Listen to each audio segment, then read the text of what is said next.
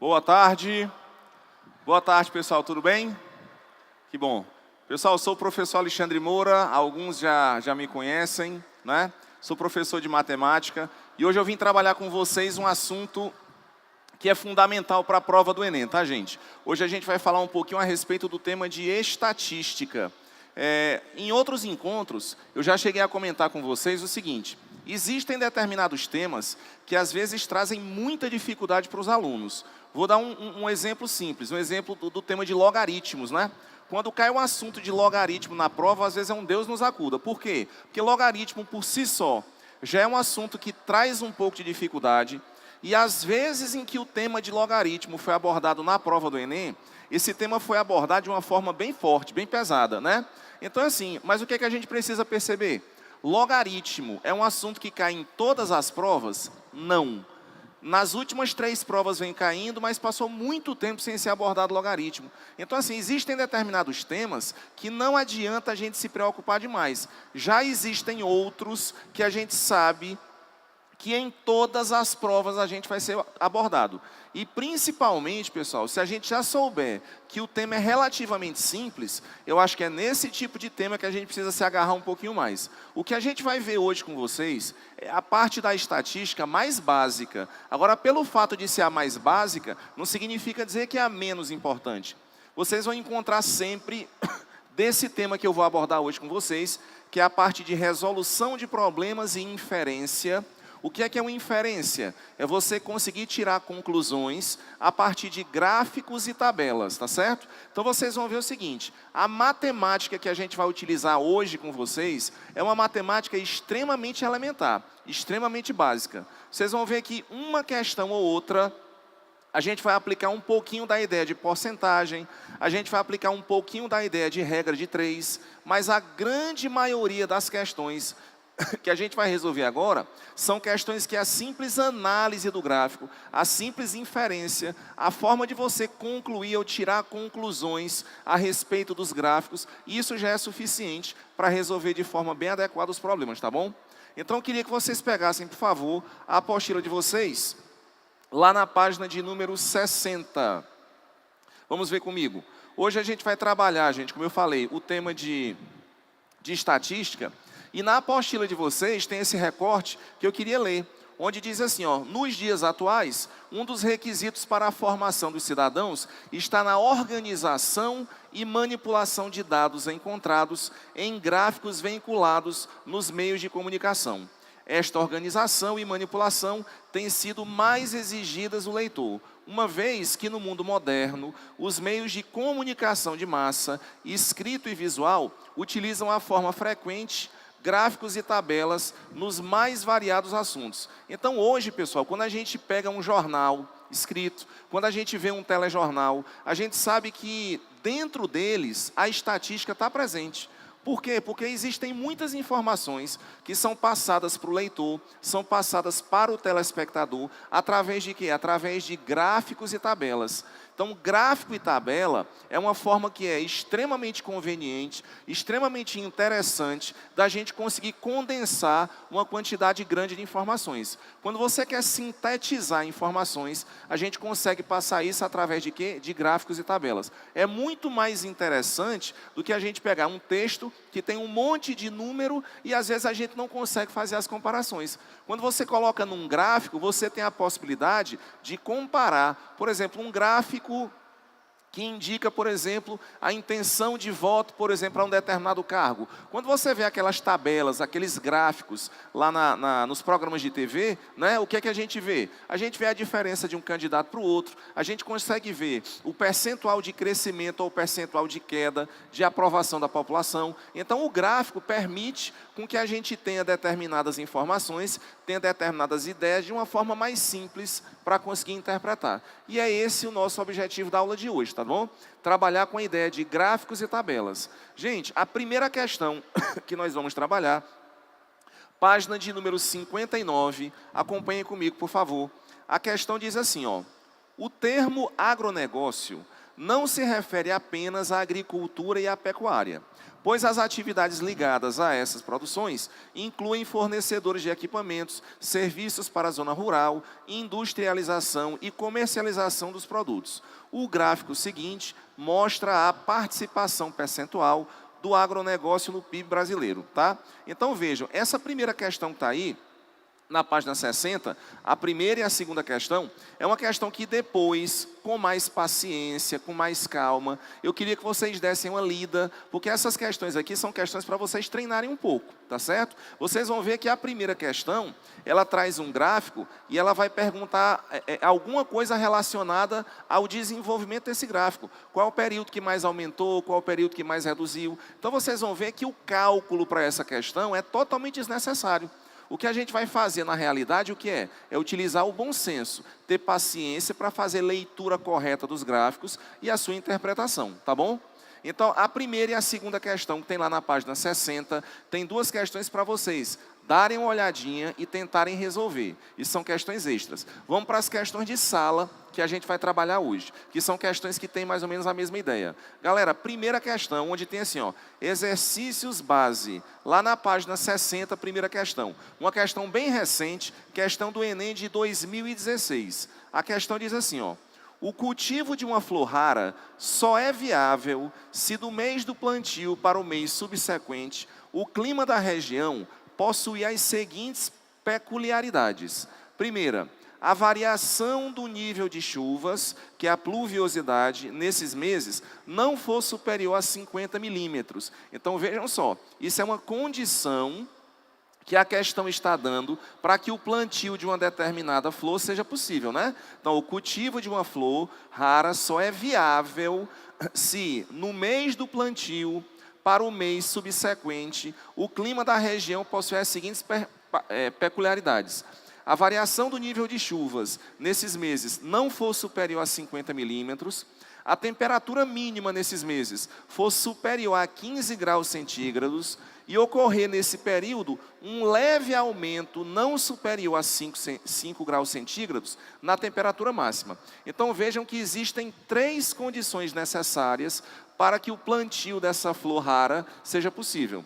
Aí a pergunta é o seguinte, um floricultor pretendendo investir no plantio dessa flor em sua região, faz uma consulta a um meteorologista que lhe apresentou o gráfico com as condições previstas para os 12 meses seguintes na região.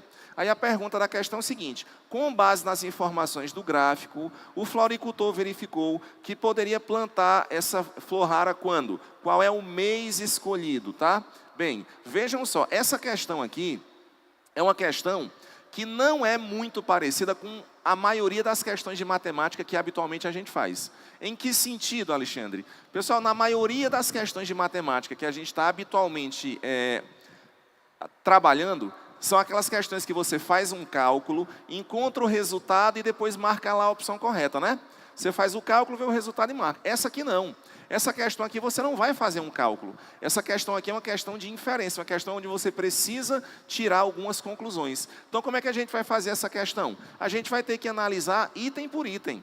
Será que o primeiro mês que tem aí, que é o mês de janeiro, atende essas 3 condições? Se não atender, eu vou ver o próximo mês, que é o fevereiro, para ver se atende às 3 condições. Se não atender, eu vou ver o mês de agosto, que está indicado, para ver se atende às condições. Então, vejam só, essa questão é uma questão de múltipla escolha. O que é que a gente já sabe? Só tem uma alternativa correta. Mas o que é que eu preciso analisar? Eu preciso analisar para cada um dos meses que está indicado, eu preciso analisar essas 3 características. Agora, vejam só, o que é que eu queria que vocês marcassem, pessoal, no texto de vocês. Lá no começo da questão, o enunciado diz assim, ó, o cultivo de uma flor rara só é viável se do mês do plantio para o mês subsequente. Então, marquem onde tem assim, ó, do mês do plantio para o mês subsequente. Queria que vocês marcassem isso no texto.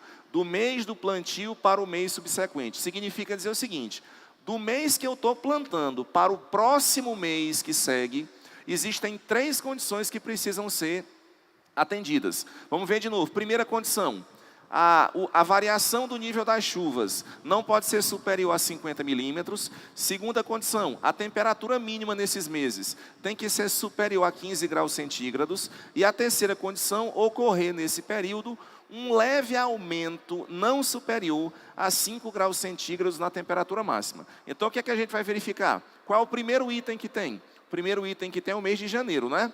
Então, o que é que a gente vai analisar? Vamos analisar as características do mês de janeiro.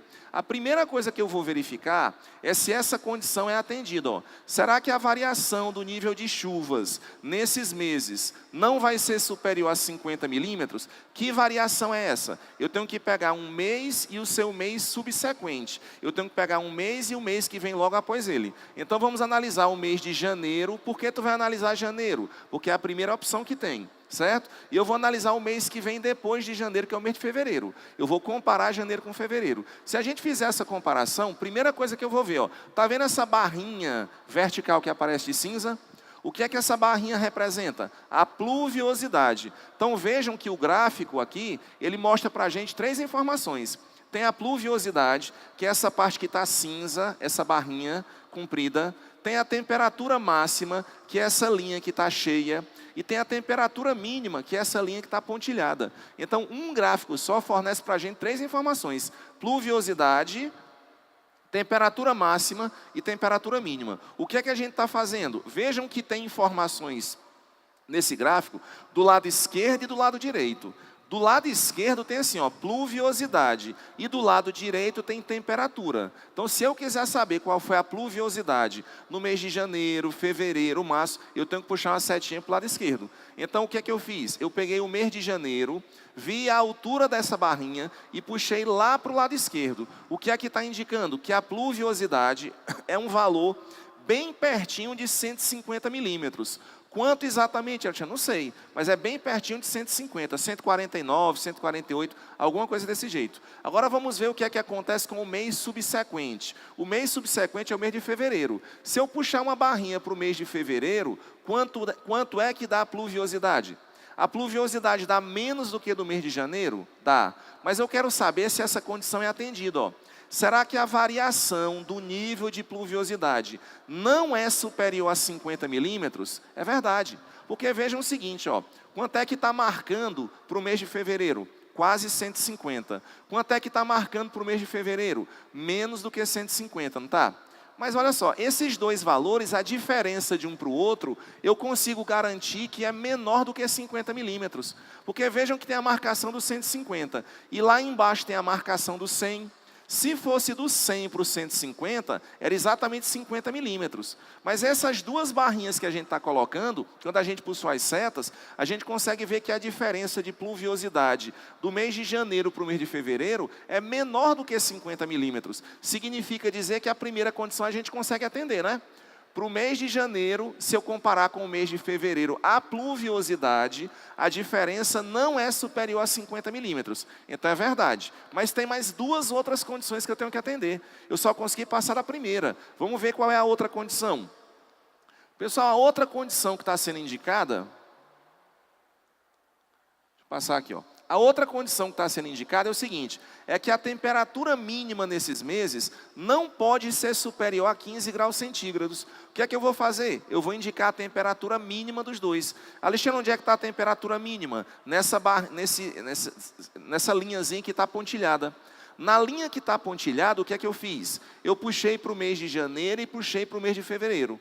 Quanto foi a temperatura do mês de janeiro? Pertinho de 20, mas foi mais do que 20. Quanto foi a temperatura no mês de fevereiro? Também foi pertinho de 20, mas foi mais do que 20. O que é que a condição pede? Que essa temperatura tem que ser superior a 15 graus. Será que no mês de janeiro e no mês de fevereiro a temperatura é superior a 15 graus? Verdade, vejam só, tem que ser mais do que 15 graus. Vejam que do lado direito está indicada a temperatura, está assim, ó, 0, 5, 10, 15, 20, está vendo? Quando eu puxei a setinha do janeiro para a temperatura, deu mais do que 20. Quando eu puxei a seta do fevereiro para a temperatura, também deu mais do que 20. E o que é que o enunciado pede? Pede para que a temperatura seja superior, quer dizer, seja mais do que 15. 20 é mais do que 15? É. então essa condição também está sendo atendida. Então vejam que com o primeiro teste que eu fiz, que foi o mês de janeiro, eu já consegui atender a primeira condição, que é a diferença da pluviosidade não pode ser mais do que 50, e deu certo.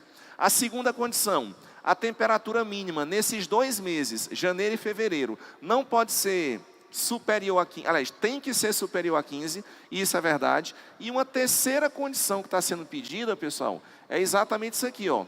O enunciado pede para ocorrer nesse período um leve aumento não superior a 5 graus na temperatura máxima. Então, se tem que acontecer um leve aumento do mês de janeiro, que é o que eu estou analisando, para o mês subsequente, que é o mês de fevereiro, tem que ter um aumento na temperatura. De janeiro para fevereiro tem que ter um aumento. Só que esse aumento não pode ser superior a 5 graus centígrados na temperatura máxima. Será que isso acontece? O que é que eu preciso ver? Eu preciso olhar para o gráfico. Onde é que está indicada a temperatura máxima? Nessa linha que está cheia. Então o que é que eu vou fazer? Eu vou ver a temperatura máxima no mês de janeiro. Vamos indicar aqui, ó. Temperatura máxima no mês de janeiro está entre 25 e 30. E a temperatura máxima no mês de fevereiro também está entre 25 e 30. Agora preste atenção. De janeiro para fevereiro, o que é que aconteceu? A temperatura ficou a mesma, diminuiu ou aumentou? Quando você passou, você estava em janeiro e foi para fevereiro, né? Se a gente observar aí, o que é que aconteceu com a temperatura? Ficou igual, diminuiu ou aumentou? Aumentou. Aumentou aonde, Alexandre? Você está vendo que eu coloquei uma setinha para o mês de janeiro? Quanto é que está indicando a temperatura? Está entre 25 e 30, não está? Mas olha a setinha do mês de fevereiro, como está mais alta. Se está mais alta, quer dizer que a temperatura aumentou. E o enunciado da questão está dizendo o seguinte: tem que ter um leve aumento na temperatura. Só que esse aumento não pode ser superior a 5 graus centígrados. Eu sei que tem um aumento e esse aumento não é mais do que 5. Porque a temperatura de janeiro está entre 25 e 30. E de fevereiro também está entre 25 e 30. Então teve um aumento? Teve. E esse aumento não foi superior a 5 graus centígrados. Significa dizer que quando eu fui analisar logo a letra A, todas as alternativas, todos os pedidos que foram feitos, conseguem ser atendidos com a letra A. Então a resposta da questão para essa aí seria o quê? Letra A. Essa questão que a gente estava discutindo com vocês há pouco, isso aqui é um tipo de assunto que a gente precisa ter um pouco mais de cuidado. Por quê? Porque você pergunta assim: Alexandre, onde é que está a matemática aí? Onde é que está o cálculo? Pessoal, matemática não é só cálculo. Matemática também é leitura de informações.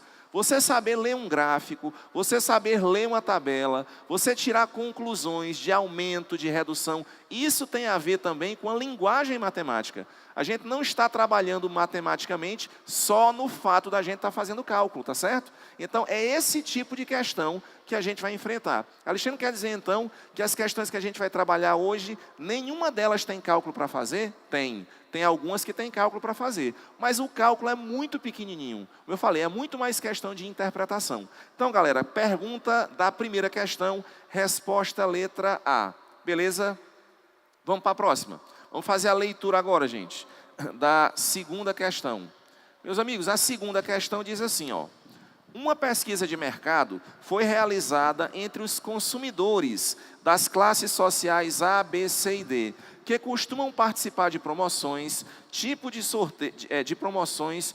sorteio ou concurso. Os dados comparativos expressos no gráfico revelam a participação desses consumidores em 5 categorias: via correios, juntando embalagens ou recortando códigos de barra, via internet, cadastrando-se no site da empresa ou marca promotora, via mídias sociais, que são as redes sociais, e via SMS, mensagem por celular ou via rádio, TV, certo? Aí a pergunta da questão é assim, ó, você tem os 2 gráficos e diz o seguinte: uma empresa vai lançar uma promoção, utilizando apenas uma categoria das classes A e B, e uma categoria das classes C e D. Então veja o seguinte, categorias da classe A e B, tem correios, internet, mídias sociais, SMS, rádio e TV. Classe C e D, tem correios, tem internet, mídia social, SMS, rádio e TV. Então existem esses meios de comunicação, né, exatamente para os 2 tipos de classe social, o classe AB e a classe CD. Aí a pergunta da questão é a seguinte: de acordo com o resultado da pesquisa, para atingir o maior número de consumidores das classes A, B e C, D, a empresa deve realizar a promoção, respectivamente, via o quê? Então, o que é que a empresa percebe? Que à medida em que ela faz propagandas, ela consegue atingir uma certa camada da classe social. E aí ela tem vários tipos de propaganda, com correio, com internet, com mídia social, com SMS, com rádio e TV. E o que é que o gráfico mostra? Que o comportamento dessas mídias para a classe A e B é diferente para o comportamento dessas mídias para as classes C e D.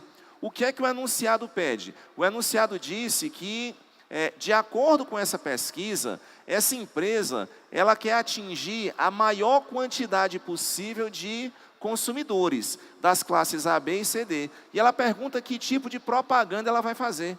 Pessoal, é fácil então a leitura. Dá uma olhada somente nos gráficos que tem A e B. Pessoal, dos gráficos que tem A e B, qual é a mídia que mais atinge essa classe social? Correio, internet, mídia social, SMS ou rádio e TV? Qual é a barrinha que está mais alta? É a segunda barrinha que corresponde a quem? Internet, não? E para o grupo C e D, qual é a barrinha que está mais alta?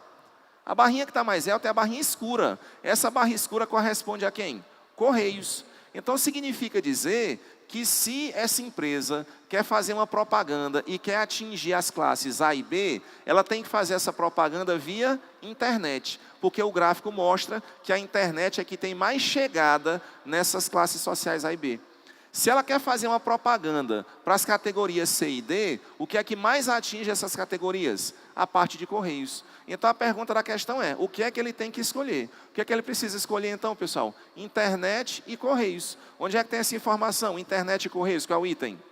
Letra B de bola. Então a resposta da questão é essa, ó. Letra B de bola. Está aí a parte maior e está aí a parte maior para as classes C e D. Então, a resposta correta da questão, letra B de bola. Mais uma vez, o que é que a gente está verificando? A gente está diante de uma questão que trata de inferência. Significa tirar conclusões a partir de gráficos ou tabelas. Nesse caso, a gente está fazendo uma análise de gráfico.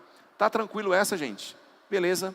Então, assim, ó, será que é difícil acertar uma questão dessa na prova? Não é. O que é que ela está cobrando de matemática de vocês? Somente a atenção, somente a parte de leitura. Dá ou não dá para acertar esse tipo de questão na prova? Dá tranquilo, não dá não? É só ter um pouquinho de paciência na leitura, tá bom? Galera, vamos agora para a nossa terceira questão. A terceira questão, gente, é uma questão que também basicamente tem a ver com a forma de leitura de gráficos e tabelas.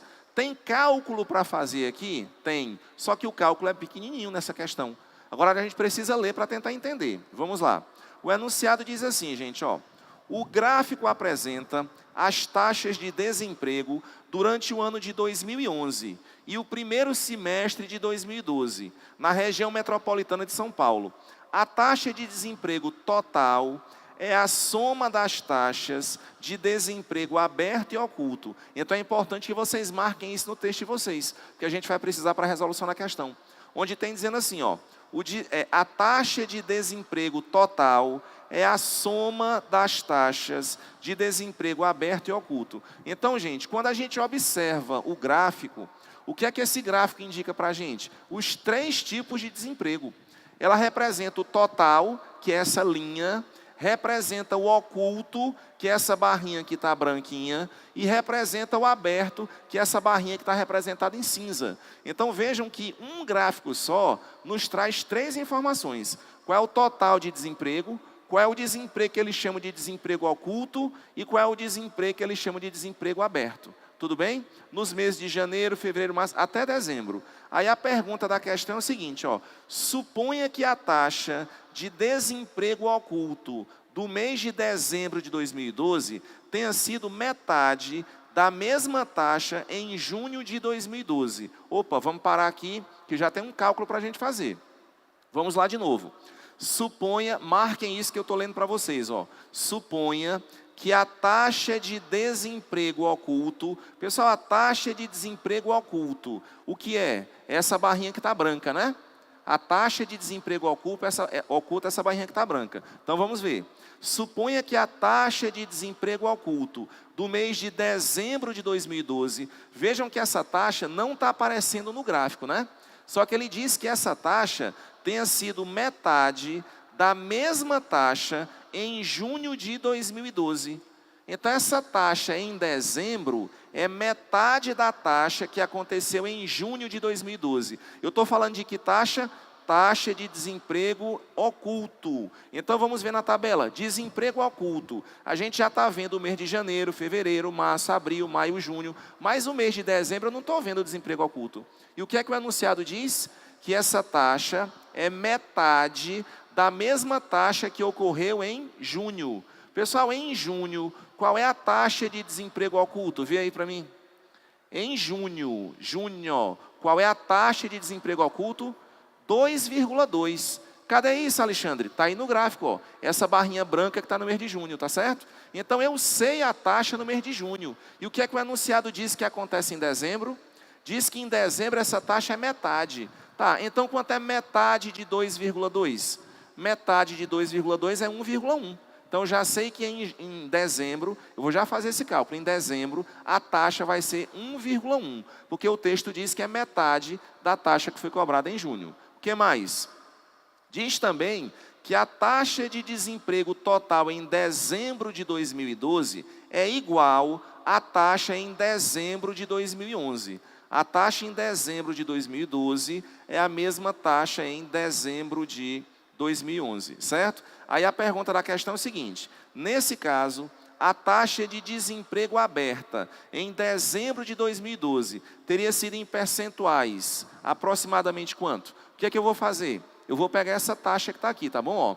Aí o enunciado da questão lá no começo, que eu mostrei para vocês, diz o seguinte, que a taxa total é a soma da taxa de emprego, da taxa de desemprego aberto e oculto. Então, isso é uma informação que apareceu antes do gráfico, lá em cima. O total é a soma das taxas de desemprego aberto e oculto. Muito bem. Então, como é que a gente vai fazer isso aqui? Vejam quanto é essa taxa total do mês de dezembro. Está vendo? A taxa total do mês de dezembro, eu sei, é 9. Então, vamos botar bem aqui, ó. A taxa total é 9. E qual é a taxa, pessoal? A taxa oculta. O enunciado diz que a taxa oculta é metade da taxa que foi em junho. Mas a taxa de junho foi 2,2. Então, em dezembro vai ser 1,1. Qual é a pergunta da questão? Eu quero saber qual é a taxa de desemprego aberto. Qual a taxa de desemprego aberto? Então, basta escrever essa expressão que está aí. A taxa total é a taxa oculta mais a taxa aberta. Alexandre, a taxa total a gente sabe? Sabe. Porque o enunciado da questão está mostrando. Essa taxa é para que mês? Para o mês de dezembro. Qual é o mês de dezembro? A taxa total? 9. Então, substituir.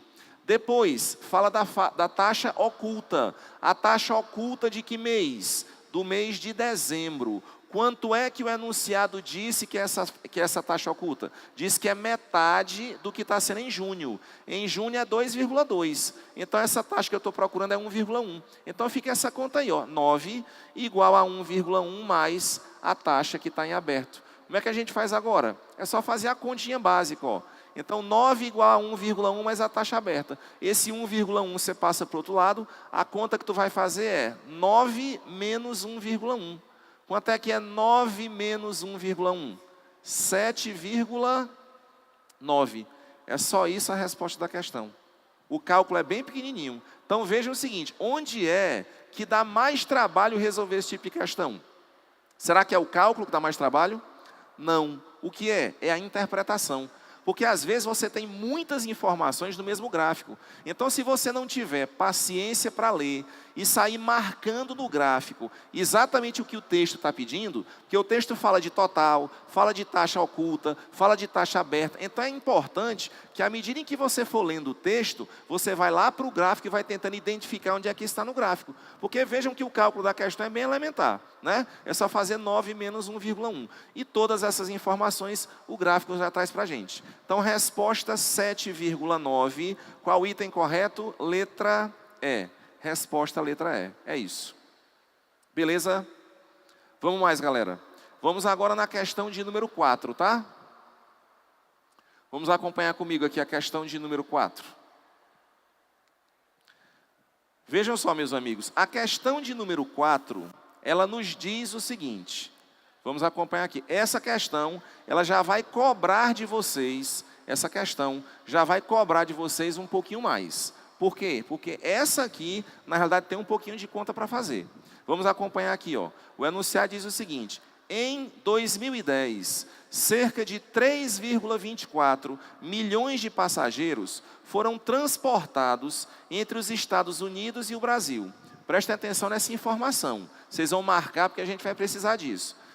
3,24 milhões de passageiros foram transportados entre os Estados Unidos e o Brasil. Essa informação é fundamental para a questão. Depois, e de acordo com os dados divulgados pela Agência Nacional de Aviação, o gráfico mostra a distribuição relativa do número de passageiros transportados entre o Brasil e os 5 destinos mais procurados, dos quais apenas 2 países são europeus, França e Portugal. Então você vê aí, pessoal, qual é a quantidade, o percentual de passageiros transportados entre o Brasil e esses 5 países que são os destinos mais procurados. Chile, França, Portugal, Argentina e Estados Unidos. A pergunta da questão é a seguinte, de acordo com esses dados, o valor mais aproximado para a quantidade total de passageiros transportados em 2010 entre o Brasil e os países europeus.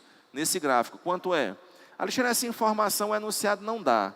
O enunciado diz lá no começo a quantidade de passageiros que foram transportados entre os Estados Unidos e o Brasil, certo? Essa quantidade de passageiros entre Estados Unidos e Brasil, o enunciado disse 3,24 milhões. Mas a pergunta que a gente está fazendo aqui é outra. Eu quero saber qual é a quantidade de passageiros que foram transportados entre o Brasil e os países europeus. Poxa, como é que a gente vai fazer isso? Vamos ter um pouquinho de calma na leitura do gráfico? Vamos pensar assim, ó. Essa informação que está dada aí, ó, 35%, ela corresponde a quem? Aos passageiros que foram transportados entre o Brasil e os Estados Unidos, né? Então, passageiros entre Brasil e Estados Unidos correspondem a 35% do total. Só que o enunciado da questão deu para a gente essa quantidade. O enunciado lá no começo do texto diz que cerca de 3,24 milhões de passageiros foram transportados entre os Estados Unidos e o Brasil. Então, esse percentual aí, gente, de 35%, ele corresponde a 3,24 milhões de passageiros. Mas a pergunta da questão não foi essa. A pergunta da questão é o seguinte, eu quero saber a quantidade de passageiros transportados entre o Brasil e os países europeus. Quais são os únicos países europeus que estão indicados no gráfico? França e Portugal. Pessoal, França corresponde a 11%. Portugal corresponde a 16%. Se a gente juntar França com Portugal, isso dá um total de quanto? 27%, tá vendo? França é 11%, Portugal é 16%. Se eu somar os dois, 11 com 16 dá 27%. Então a pergunta da questão é assim, ó. Qual é o número de passageiros? A informação que eu tenho é 3,24 milhões. Esse 3,24 milhões representa que percentual? 3,24 milhões. Olha no gráfico. 3,24 milhões representa que percentual? 35%. E o que é que eu quero saber? 27%. Então o que é que a gente faz agora? A gente vai montar uma regra de 3. A gente vai colocar assim, ó, que 3,24 milhões está para 35%, assim como o número de passageiros que eu estou procurando está para 27%. Nada mais é do que uma regra de 3. 3,24 milhões está para 35%, assim como o N está para 27%. O que é que a gente faz? A gente pega essa igualdade, pessoal, e faz só multiplicar cruzando. Se a gente multiplicar cruzando, fica assim, ó. Fica 35 vezes N, 35 vezes N, igual a 27 vezes 3,24. Aí o 35 que está multiplicando passa dividindo. Então a minha conta é assim, ó. 27 vezes 3,32 dividido por 35. Poxa, Alexandre, essa aqui vai dar um trabalho danado para resolver essa questão, né? Eu estou olhando aqui os itens, os resultados, cada resultado grande, mas aí é que você se engana. Essa questão é relativamente fácil. Eu vou mostrar para vocês por quê. Se você consegue se tocar desse detalhe, que é só uma questão de regra de 3, que 35% corresponde a 3,24.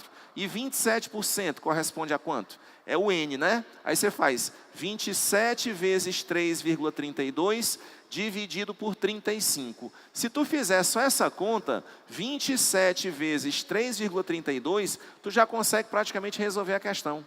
Se tu fizer essa primeira conta, dá 87,48. Alexandre, se eu quiser arredondar, se eu tiver feito só assim, ó, 27 vezes 3. Se tu fizer 27 vezes 3, vai dar 81, não vai? 27 vezes 3 dá 81, dá um pouquinho menos. Se a gente fizer 27 vezes 3,32, que é o que está indicando, 87,48. Eu quero dividir isso por 35. Se a gente for dividir por 35, ó, se lá em cima fosse 35, 35 por 35 dava 1. Se lá em cima fosse 70, 70 dividido por 35 dava 2. Se lá em cima fosse 105, 105 dividido por 35 dava 3. Só que o resultado é 87,48. Então esse resultado dessa divisão, eu não preciso saber exatamente quanto é. Mas eu sei que é mais do que 2 e é menos do que 3. Se lá em cima fosse 2, 70 dividido por 35 dava 2, né?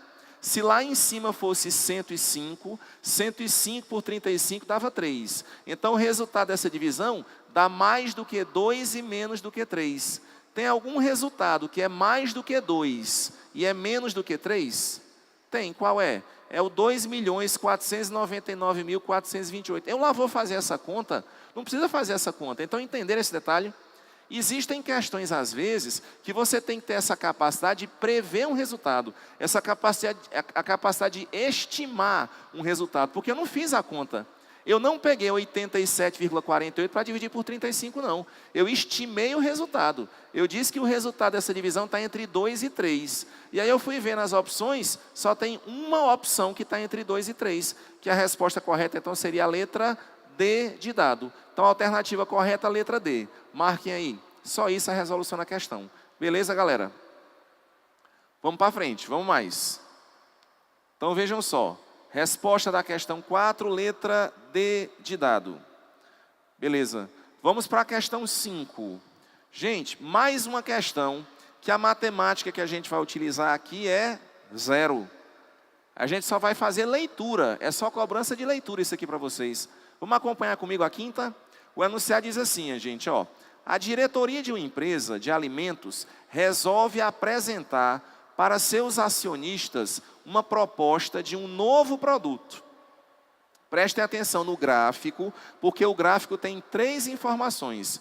Tem o produto que está sendo proposto, tem o produto A e tem o produto B. O produto proposto é a primeira barra.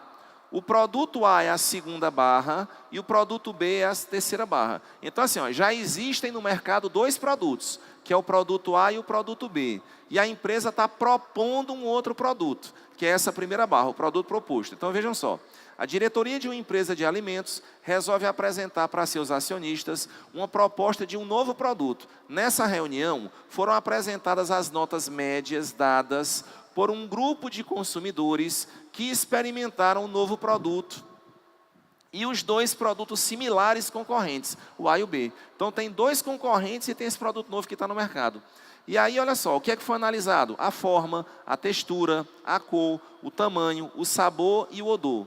Aí a pergunta da questão é o seguinte: a característica que dá maior vantagem relativa ao produto proposto e que pode ser usada pela diretoria para incentivar a sua produção, qual é? Pessoal, me diz o seguinte: a forma, que é a primeira informação que tem. Se a gente analisar o produto novo, o produto A e o produto B, né? Qual deles foi eleito como tendo a melhor forma? Foi o produto novo, né? O produto proposto. Agora vejam o seguinte, vocês conseguem ver, pessoal, que a altura dessas barras, elas são alturas diferentes, mas está próxima uma altura da outra? Tá ou não está? Está vendo a altura das barrinhas? No primeiro, onde tem forma, tem 3 barrinhas. Marquem essas alturas, circulem as alturas. As alturas são diferentes, mas a diferença de uma para outra é bem pequenininha. O que é que eu quero? Eu quero uma característica para fazer a propaganda desse novo produto. E essa característica tem que ser uma coisa que faz com que esse produto proposto mostre ao consumidor que ele é muito melhor do que os dois produtos similares. Então vejam, a forma está mostrando isso? Tá, mas de uma forma muito discreta. Se você olhar, ó, a forma do produto proposto foi melhor do que a do produto A e melhor do que a do produto B, porque essa barrinha está maior. Mas foi uma coisa muito discreta. Se a gente for usar a textura é uma péssima coisa para fazer uma propaganda. Porque os eleitores estão dizendo o quê? Que o produto A tem uma textura melhor do que esse produto novo. Então, fazer uma propaganda em cima da textura é um erro. Fazer uma propaganda em cima da cor não traz vantagem também. Por quê? Porque a cor do produto novo e a cor do produto A, em relação às pessoas que votaram, eles estão dizendo que é a mesma coisa, é equivalente. Então não traz vantagem fazer isso. Tamanho. Se a gente for ver o tamanho do produto novo e dos dois que já tem no mercado, o tamanho é praticamente o mesmo. Então quer dizer que o cara vai fazer uma propaganda em relação ao tamanho, compre o meu produto porque o tamanho é melhor. Não é igual a todo mundo, certo? Aí tem, ó, sabor e tem odor. Se você olha, o sabor do produto novo, ele é melhor do que os outros dois concorrentes. E o odor do produto novo também é melhor do que o odor dos dois concorrentes. Só que eu quero saber o seguinte, de todas essas características, qual é delas que é a melhor para ser usada? Qual é a característica que está aí que faz com que o produto novo seja o maior destaque em relação aos outros dois? O que é que vocês acham? É o sabor, não é não? Porque o sabor do produto novo, pela votação, foi melhor do que o produto A e do que o produto B. Ah, mas o odor também não foi? Foi. Mas a diferença do sabor para a diferença do odor é muito maior. Vejam o seguinte, ó, o odor tem diferença, mas a diferença é menor do que a diferença no sabor. Então, se for para escolher alguma coisa para fazer propaganda, a propaganda tem que ser feita em cima do sabor desse novo produto. Então, a resposta correta seria sabor. Qual é o item, então? Letra D de dado, a resposta da questão. Então, marquem, letra D de dado, quinta questão, D de dado. Beleza. Vamos mais? Galera, comigo agora, ó, questão de número 6. Vamos acompanhar.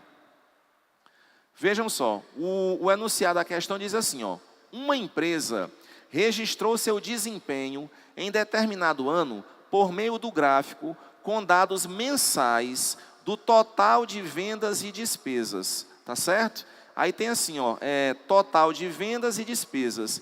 Embora, se a gente olhar para a apostila, você vai ver que a diferença de cor é muito sutil, não dá para perceber não, né?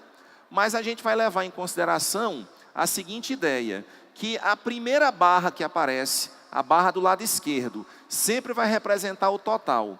E a barra do lado direito vai representar as despesas, tá certo? Então você tem, ó, para o mês de janeiro, fevereiro, março, abril, até o mês de dezembro, você tem duas informações para cada um desses meses. Você tem tanto o total de vendas, como você tem também as despesas. O que é que aí a pergunta da questão é o seguinte, o lucro mensal é obtido pela subtração entre o total de vendas e a despesa. Isso é uma coisa mais ou menos óbvia, mas que o enunciado da questão fez questão de reforçar para vocês, né? Que o lucro é a diferença entre o total que está sendo vendido e aquilo que está sendo gasto. Eu vendi tanto, gastei outro tanto. A diferença entre o que eu arrecadei e o que eu vendi é exatamente o lucro que a gente vai ter. E aí a pergunta da questão é a seguinte, quais são os 3 meses do ano que foram registrados os maiores lucros?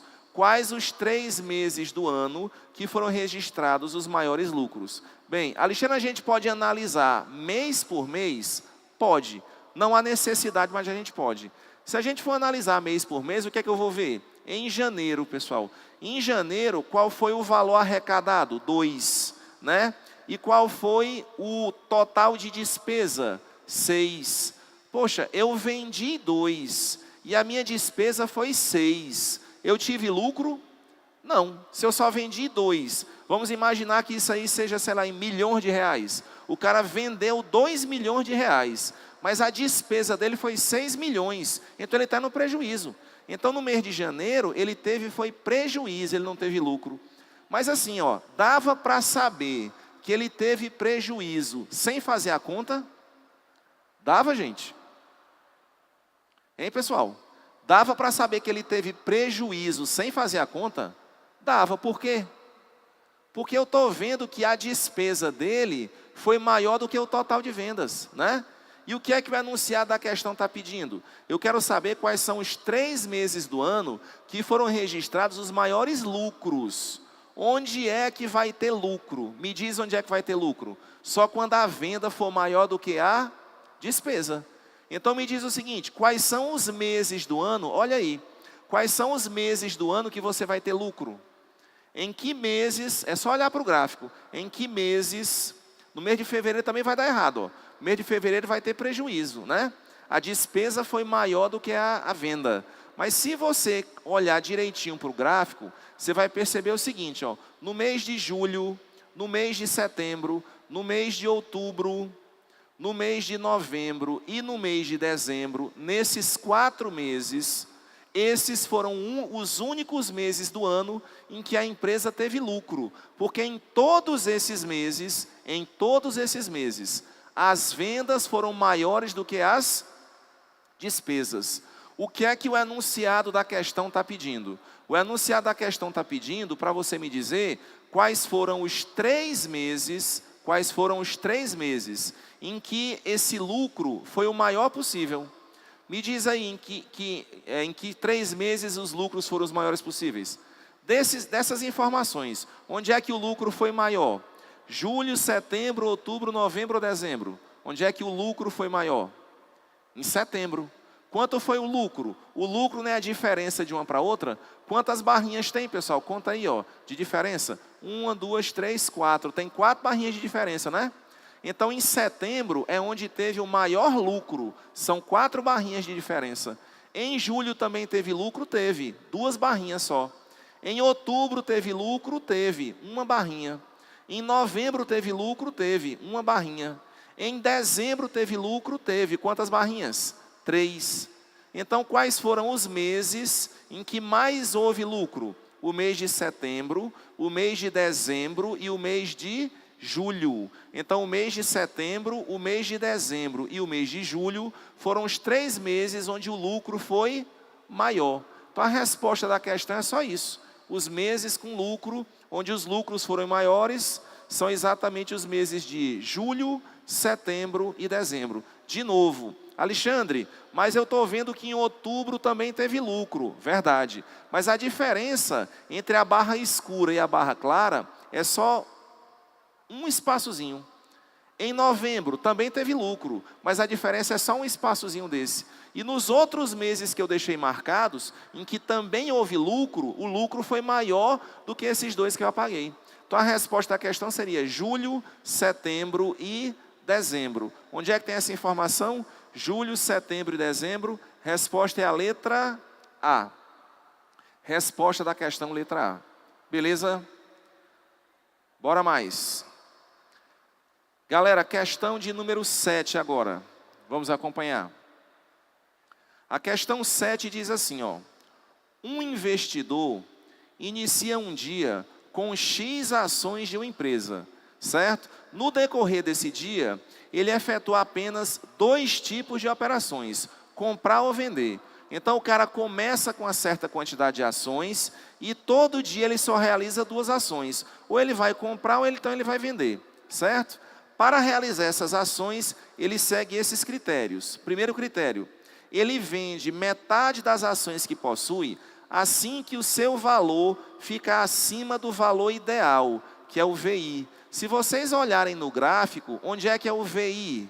VI é essa linha que está bem no meio, pontilhado, ó, certo? Então essa linha VI a gente chama de valor ideal. O que é que o enunciado da questão está dizendo? Que quando um preço atinge um valor ideal, ele vende metade das ações que ele possui. Aí depois, o item 2, ele compra a mesma quantidade de ações que possui, assim que o seu valor fica abaixo do valor mínimo. Onde é o valor mínimo? É exatamente essa linha mais de baixo. Então, quando o preço da ação atinge o valor mínimo, ele compra mais ações. Ele compra quantas ações que a questão está dizendo? Compra a quantidade de ações que ele tem. E depois ele diz o seguinte, o item 3, ele vende todas as ações que possui, ele vende todas as ações que possui, quando o seu valor fica acima do valor ótimo. Onde é o valor ótimo? O valor ótimo é esse valor mais em cima, tá certo? Então presta atenção num detalhe, pessoal. O que é que o enunciado da questão está dizendo que quando chega, o que é que acontece no valor ótimo? No valor ótimo ele vende todas as ações. Então entendam que desse ponto em diante, ele não pode mais fazer nada, porque ele acabou de vender todas as ações. Na hora que esse gráfico, certo, cruza pela primeira vez essa reta lá de cima, o que tem desse gráfico para frente não interessa mais. Por quê? Porque aquela linha lá de cima representa valor ótimo. Como é que o gráfico começa? Você está vendo que o gráfico começa assim, ó, sobe, depois desce, depois sobe de novo, né? Então o gráfico está numa posição, vai acompanhando, o gráfico está numa posição. Aí ele sobe um pouco, depois ele desce, depois ele começa a subir de novo. Só que nessa subida, está vendo que ele consegue ultrapassar aquela última linha que tem lá em cima? O que é aquela última linha que o texto diz? É o valor ótimo. O que é que acontece naquele valor ótimo que está escrito no texto? O cara vende todas as ações que ele tem. Então vejam, na hora que ele vende todas as ações, ele não tem mais nada para fazer. Daí em diante pode acontecer o que acontecer. Pode a ação baixar, pode a ação elevar o preço, que como ele não tem mais dinheiro, como ele não tem mais ação, ele não consegue fazer mais nada. A pergunta da questão é a seguinte, eu quero saber quantas operações o investidor fez naquele dia. Então assim, ó, eu vou estabelecer um valor numérico só para ficar mais fácil da gente pensar, mas qualquer valor que você botar está valendo. O enunciado da questão começa dizendo que o investidor inicia o dia com X ações.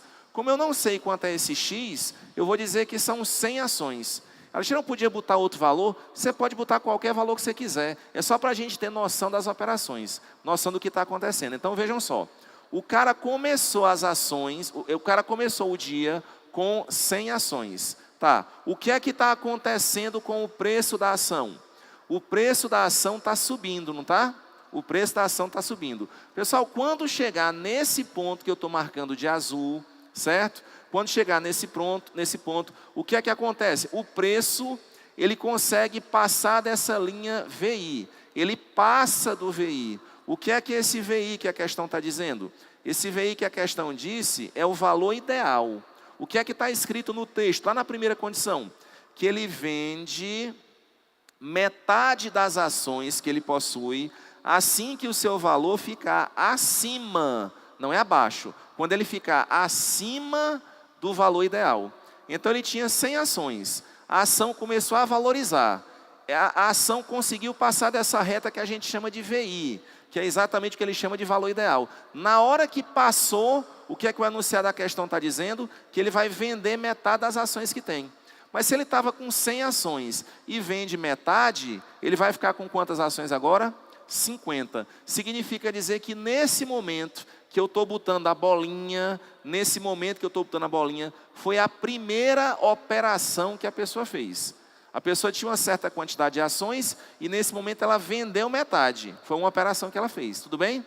O que é que aconteceu com o preço da ação? Começou a subir mais ainda. Só que chegou num determinado ponto que o valor da ação começou a descer. Alexandre, mas ele desceu e cortou de novo esse VI.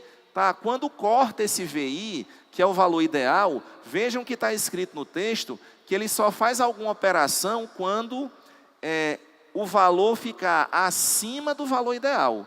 Então veja, ele estava com 100 ações, o valor foi subindo, passou do VI, aí ele fez uma operação. A ação subiu mais, começou a descer. Só que lá embaixo, tu está vendo, lá embaixo, que essa retinha consegue passar do VM. O que é o VM, gente? VM que a questão está dizendo é o valor mínimo. E o que é que está escrito no valor mínimo? Que a pessoa compra a mesma quantidade de ações que ela possui, assim que o valor fica abaixo do valor mínimo. Então, nesse ponto aqui, ó, nesse ponto, o valor da ação ficou abaixo do valor mínimo. Nesse momento, o que é que o enunciado da questão diz que acontece? O cara vai comprar mais ações. Ele vai comprar quantas ações? O total de ações que ele possui. Ele possui, ele tinha 100. Vendeu metade, ficou com 50. Agora ele vai comprar a mesma quantidade que ele tem. Ele vai comprar mais 50. Vai ficar de novo com 100 ações. Aí o que é que aconteceu? O valor começou a descer de novo. Desceu, não foi? O valor das ações. Começou a subir novamente. E aí, quando chegou nesse ponto aqui, pela segunda vez, o valor da ação passou do VI. O que é que acontece quando ele passa do VI? Quando ele fica acima do VI, que é o chamado valor ideal, você vende metade das ações. Então, nesse ponto, ele vendeu metade. Ele estava com 100, vendeu metade, ficou com quanto? 50. Aí o valor da ação começou a aumentar de novo, certo? Começou a aumentar até que nesse ponto, o valor ultrapassou o VO. O que é esse VO que está aí? É o valor ótimo. O que é que acontece nesse momento do valor ótimo? Ele vende todas as ações. Se ele vendeu todas as ações, ele ficou com quanto? 0. Pessoal, se ele vendeu todas as ações, então daí para frente ele não pode fazer mais nada. Por quê? Porque ele não tem mais ação. Então ele não consegue fazer mais nada. Qual é a pergunta da questão? Eu quero saber quantas operações ele fez naquele dia. Quantas operações ele fez naquele dia? 4. Cada pontinho desse que eu estou marcando, é importante que vocês marquem isso no gráfico. Cada pontinho desse que eu estou marcando é uma operação que ele está fazendo. Como eu marquei 4 pontinhos no gráfico, significa dizer que esse investidor fez 4 operações. Só para a gente reforçar. Por que daí em diante ele não faz mais nenhuma operação? Porque ele não tem mais ação. Se ele não tem mais ação, ele não vai mais fazer operação nenhuma. Então a resposta da questão seria 4. Letra B de bola. Resposta da questão 7. Letra B de bola. Joia. Vamos mais. Galera, acompanha comigo agora a questão de número 8. A questão de número 8 também trata de uma questão de inferência. Você não vai fazer cálculo nessa questão. Vamos ler aqui comigo? O enunciado diz assim, atualmente existem diversas locadoras de veículos permitindo uma concorrência saudável para o mercado, fazendo com que os preços se tornem acessíveis. Nas locadoras P e Q, o valor da diária de seus carros depende da distância percorrida conforme o gráfico. Então vejam o que é que o gráfico está mostrando. A parte de baixo do gráfico indica a distância percorrida. E a parte lateral do gráfico indica o valor da diária. O que é que o texto diz? O texto diz o seguinte: o valor pago na locadora Q é menor ou igual àquele pago na locadora P para distâncias em quilômetros presentes em quais intervalos? Então, olha só qual é a pergunta. Eu tenho um gráfico que consegue me fornecer 2 tipos de informação. Esse gráfico me fornece a distância percorrida em quilômetros. Na hora que você aluga um carro, você vai percorrer uma certa quantidade de quilômetros. Então essa informação está bem clara, essa informação está bem exposta na parte horizontal do gráfico, onde você tem a distância percorrida. Na parte vertical, que é o eixo Y, você tem o valor da diária. Agora percebam o seguinte, tem um gráfico da locadora P, esse gráfico da locadora P, vejam que é uma reta. E esse gráfico da locadora Q é uma curva, começa mais baixo, depois aumenta, depois tende a diminuir novamente. Qual é a pergunta da questão?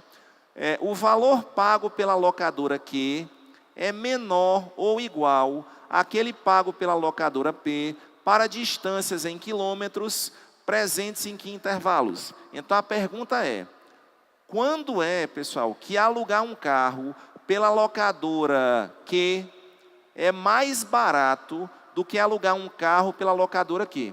O que é que o gráfico me mostra? De novo, a locadora P é uma reta, a locadora Q é uma curva. Quando é que essa locadora Q vai ficar mais barata? Essa locadora Q vai ficar mais barata em todos os intervalos que o gráfico dela fica abaixo do gráfico da outra locadora, né? Quando os gráficos estão coincidindo, quando os gráficos estão se cruzando, significa dizer o quê? Que o preço para as duas é o mesmo, né? Quando um gráfico está em cima do outro, significa dizer que o gráfico de cima é mais caro e o gráfico de baixo é mais barato. O que é que a pergunta da questão pede para a gente? Quando é que a locadora Q é mais vantajosa? Quando é que ela é mais barata? Bem, ela vai ser mais barata quando o gráfico dela ficar abaixo do gráfico da outra. E em que situações isso acontece? Isso acontece nessa parte, ó, de 0 a 20, de 0 a 20 quilômetros. Vejam que o gráfico da locadora Q, que é o gráfico dessa curva, está abaixo do gráfico da locadora P. Então, nesse momento de 0 a 20, é mais barato você pegar um carro pela locadora Q do que pela locadora P. Existe outro momento em que isso acontece? Existe, do 100 até o 160. Do 100 até o 160, o gráfico da locadora Q está abaixo do gráfico da locadora P.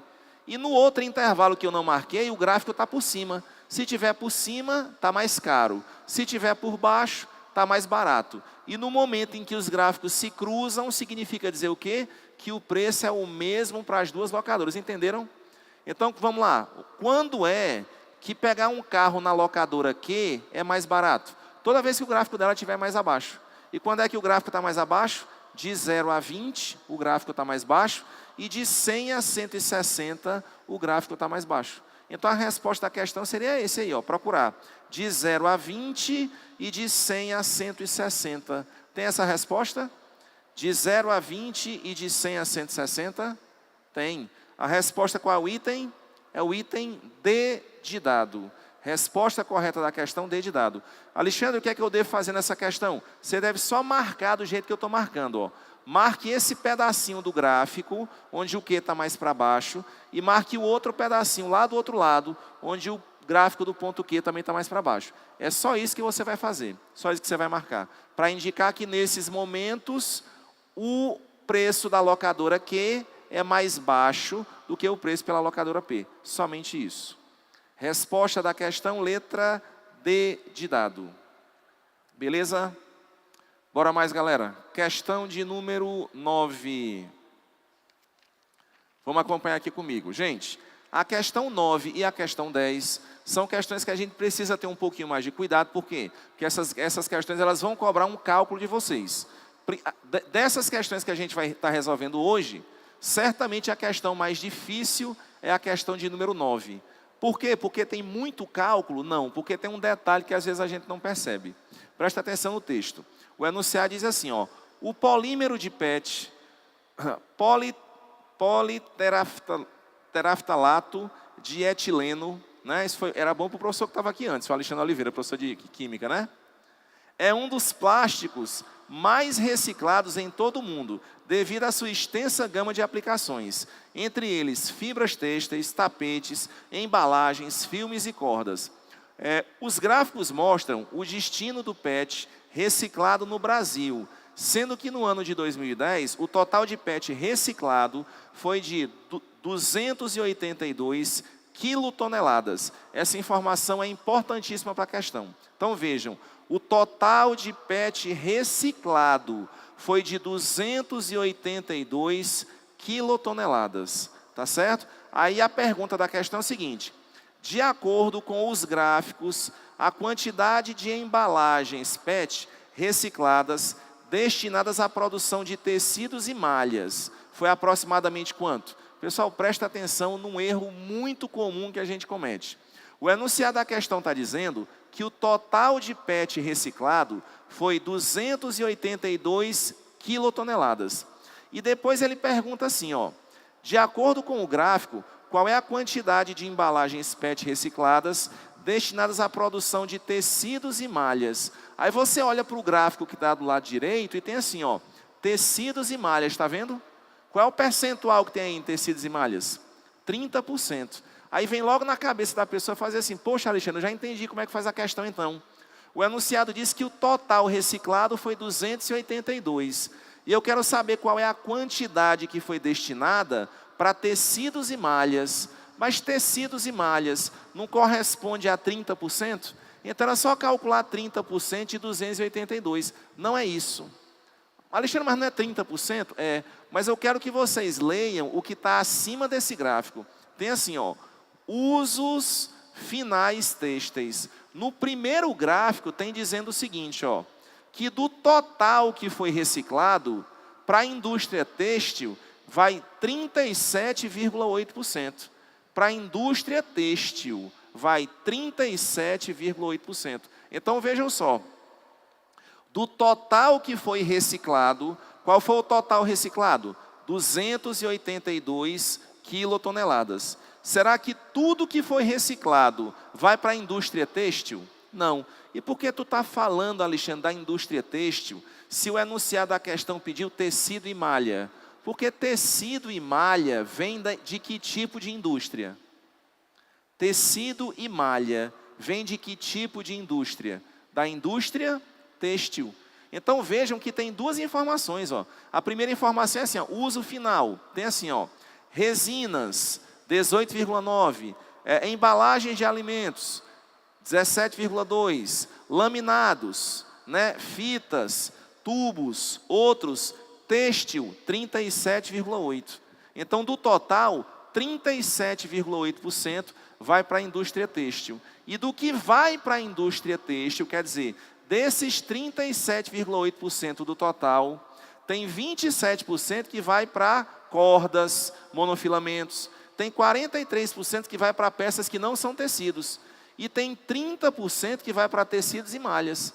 Então, no final das contas, o que eu tenho que calcular é o seguinte, ó, eu tenho que calcular 37,8% do total. Por que 37,8% do total? Porque do total de PET que foi reciclado, 37,8% vai para a indústria têxtil. Então, vou ter que calcular 37,8% do total. E desse resultado, 30% é que vai para tecidos e malhas. Então, a minha conta é assim, ó, é 37,8% de 30% de 282. Então, vamos ver de novo.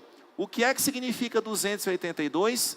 É o total de PET que foi reciclado. Tá? Desse total reciclado, 37,8% vai para a indústria têxtil. Então, desses 282, eu vou calcular 37,8%. E desse resultado, o que vai para tecidos e malhas é só 30%. Então, eu vou ter que calcular 30% desse resultado.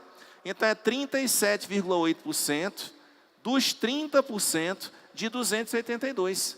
Se a gente fizer essa conta que está aqui, olha o que é que vai acontecer.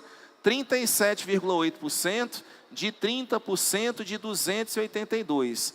Prestem atenção no que é que eu vou mostrar aqui para vocês. Ó, a pergunta da questão é assim, ó, eu quero encontrar um valor mais aproximado. Pessoal, essas contas que estão aqui em cima, elas são contas ruins de fazer. 37,8 vezes 30 vezes 282, só que a pergunta não foi qual é o resultado exato. A pergunta disse assim, ó, qual é o resultado aproximado? Se é para encontrar um resultado aproximado, o que é que eu vou fazer? Eu vou pegar esses valores que estão aí e vou tentar aproximar, que é para deixar o meu resultado mais fácil. Eu vou aproximar como? Está vendo esse 37,8? Esse 37,8 eu vou arredondar para mais. Eu vou botar para 40. Alexandre, mas não é 40, é 37,8. Vocês têm toda a razão. Mas o enunciado da questão também não pede o resultado exato, pede o resultado aproximado. Então, eu estou aproximando. No lugar de colocar 37,8, Alexandre, eu posso fazer isso? Pode. Não é um resultado aproximado? Então, no lugar de 37,8, eu estou colocando 40, porque meu cálculo fica mais fácil de fazer. E no lugar daqueles 282, eu estou botando só 280. Quer dizer, o 37,8 eu arredondei um pouquinho para cima. E o 282 eu arredondei um pouquinho para baixo, que é para tentar compensar uma coisa com a outra. Aí ficou assim, ó, ficou 40 dividido por 100, vezes 30 dividido por 100, vezes 280. Se você fizer essa conta, ó, dá para cancelar 3 zeros em cima. O do 40, do 30 e do 280. Dá para cancelar 3 zeros em cima com 3 zeros embaixo. Se cancelar 3 zeros de cima com 3 zeros embaixo só vai ficar 10. Em cima vai ficar 4 vezes 3, que é 12, vezes 28. 12 vezes 28, 336. Aí fica 336 dividido por 10. Dá 33,6. Vamos procurar onde é que tem 33,6. Tem esse resultado? Não. Vixe, eu fiz a conta errada. Pessoal, não é um valor aproximado? Qual das opções é o valor que mais se aproxima do 33,6? Qual é o valor que está nas opções mais próximo do 33,6? Não é o 32, que está na letra B? Então a resposta da questão qual é? 32. Alexandre, então, letra B de bola, letra C de casa, né? 32. 32 é o valor que está mais próximo de 33,6. Letra C, 32. Alexandre, tem como essa resposta dar exatamente 32? Tem. Era só você não ter aproximado do jeito que eu fiz aqui. Aí você vai gerar um problema que é pior para você. Como eu disse, eu não preciso fazer a conta com essa quantidade toda de casas decimais. Pessoal, existe uma habilidade que a prova do Enem, na matriz de referência de matemática, cobra muitos alunos. Que habilidade é essa? É a habilidade de você saber estimar resultados. O que é estimar resultados? É prever resultados sem que eu faça a conta exata. O enunciado da questão não pediu o valor exato, eu quero aproximar. Então o que a gente fez? Eu peguei os valores que estão indicados, troquei por valores que são mais convenientes para deixar a minha conta mais fácil. Eu fiz uma estimativa do resultado, certo? Para 33,6. E o mais próximo que tem é 32 de 33,6. Então, resposta da questão, letra C. Resposta da questão 9, letra C de casa. Beleza? Tranquilo, galera, aí? Joia, vamos mais. Galera, vamos fazer agora a questão de número 10. Vamos acompanhar aqui comigo. Questão da prova de 2013, da prova do Enem. Vocês viram quantas questões a gente resolveu aqui, ó, da prova do Enem, né? Quantas, Alexandre? Todas. Todas as questões que nós resolvemos foram questões cobradas na prova do Enem de anos anteriores. O que é que nós verificamos? Tem algumas questões que são bem simples, que você não faz cálculo. Tem algumas questões em que você faz um cálculo e o cálculo é bem elementar. E tem algumas questões que você precisa ter um pouco mais de cuidado, porque o cálculo é um pouco mais exigente em relação às questões, tá? Mas são questões que eu acho que é perfeitamente possível da gente conseguir se dar bem lá na hora da prova. Então vamos lá na questão 10.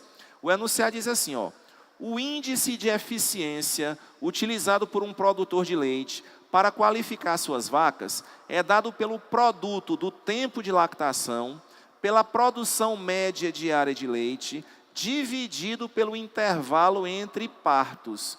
Prestem atenção, porque o enunciado da questão acabou de te dar uma fórmula para você utilizar. Não está escrita a fórmula, mas está descrita. Está indicando como você vai fazer o cálculo. Então, qual é a primeira coisa que você vai fazer? Você vai marcar isso no texto e a gente vai escrever depois essa formulazinha.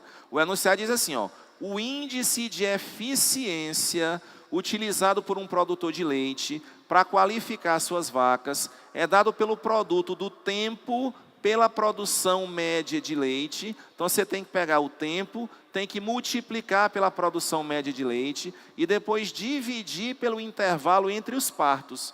As informações que a gente tem no gráfico são exatamente essas, ó. Qual é o tempo de lactação, qual é a produção média de leite e qual é o intervalo entre os partos. Então, pelo que o texto diz, é para você pegar o que está na primeira coluna, multiplicar pelo que está na segunda coluna e o resultado dividir pelo que está na terceira. Não é isso? Vamos ler de novo o que é que está escrito aqui na questão? Você tem que, vamos lá, você tem que multiplicar, né, tem que fazer o produto do tempo de lactação, que é a primeira informação que tem, pela produção média diária de leites, que é a segunda informação que tem, dividido pelo intervalo entre os partos. Para esse produtor, a vaca é qualificada como eficiente quando esse índice é, no mínimo, 281 quilogramas por mês, mantendo sempre as mesmas condições de manejo, alimentação, vacinação e outros. Na comparação de duas ou mais vacas, a mais eficiente é a que tem maior índice.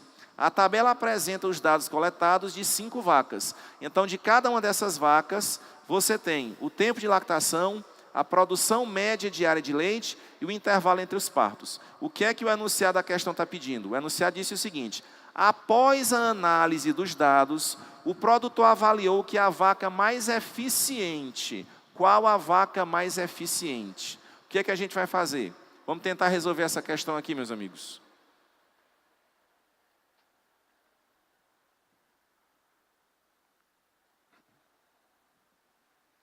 Me fizeram uma pergunta, eu respondo daqui a 2 minutinhos. Se eu estar terminando essa questão, que eu volto, tá bom, gente?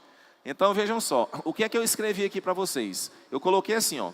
Como o índice de eficiência utilizado por um produtor de leite para qualificar as vacas é dado pelo produto do tempo de lactação, pela produção média diária de leites e dividido pelo intervalo entre partos, isso está escrito no texto. Eu só estou reproduzindo o que está escrito no texto, né?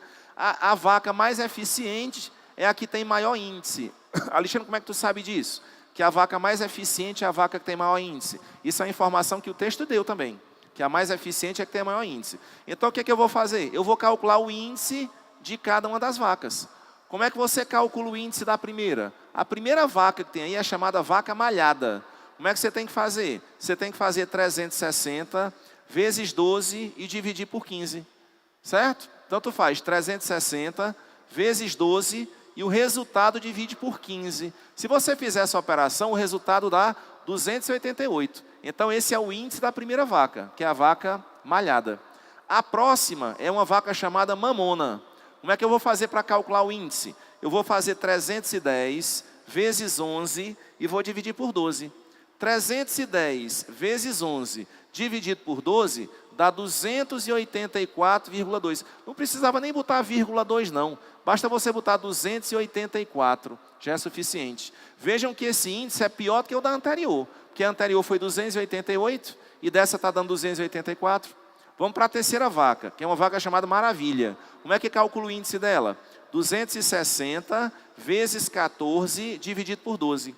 260 vezes 14 dividido por 12 dá 303, alguma coisa. Não precisa saber quanto é essa alguma coisa. Dá 303. Por enquanto, essa vaca é a melhor, porque é que tem um índice mais alto. Vamos ver a outra vaca, que é a mateira. Como é que a gente vai fazer para calcular o índice? 310 dividido por 13, né? Aliás, 310 vezes 13 dividido por 13. Esse é o mais fácil de calcular. Porque o 13 que está em cima, tu cancela com o 13 que está embaixo. Aí vai sobrar só 310 como resposta. Por enquanto, é a mais eficiente. E o último cálculo que eu vou fazer é uma chamada mimosa, que é 270 vezes 12 dividido por 11. 270 vezes 12 dividido por 11. Se fizer o cálculo dá 294. Não precisava botar 294,5. Então, meus amigos, o que é que nós fizemos? Nós calculamos o índice de desempenho para cada uma das vacas que foi indicada. Alexandre, como é que eu vou saber que é para calcular o índice desse jeito? A gente só sabe porque isso foi informação dada no texto, né? Que você pega o tempo, multiplica pela produção e divide pelo intervalo entre os partos. Importante que a fórmula já foi dada na própria questão. Então, qual delas é a mais eficiente? A mais eficiente é a mateira. Qual item, então? Item D de dado. Tá certo? Pessoal, um colega perguntou o seguinte, ó. Professor, sobre a questão 9, poderia tirar o valor de 37,8% de 282 e o resultado tirar 30% desse resultado? Daria o mesmo valor? Daria sim, pessoal. Está certíssimo essa forma de abordagem na questão, né? O que eu mais chamei a atenção na questão anterior foi o seguinte, que naquela questão 9, aquele resultado lá, que era 282, era o total de PET que foi reciclado. Só que desse total, somente 37,8% ia para a indústria têxtil. E do que ia para a indústria têxtil, somente 30% é que ia para vestuário, uma coisa lá que ele pediu. Então, quem mandou essa pergunta aqui, tá de parabéns, a resposta é exatamente essa. O que nós fizemos foi uma outra abordagem que dá exatamente a mesma questão. Mas isso aqui está certíssimo, tá bom? Beleza, galera? Pessoal, queria agradecer demais a presença de vocês, tá certo? É mais uma vez um grande prazer estar aqui. Espero que a gente possa se encontrar daqui a algum tempo e eu quero estar aqui presente, como em todos os anos eu estive, na última aula, que é para dar exatamente aquele esforço final. E assim, eu me sinto muito feliz por contribuir diretamente com a aprovação de vocês. Todos os anos a gente consegue isso e esse ano vai ser diferente, tá bom? Pessoal, felicidades para vocês, um grande abraço, tchau, até a próxima, gente. Tchau, tchau.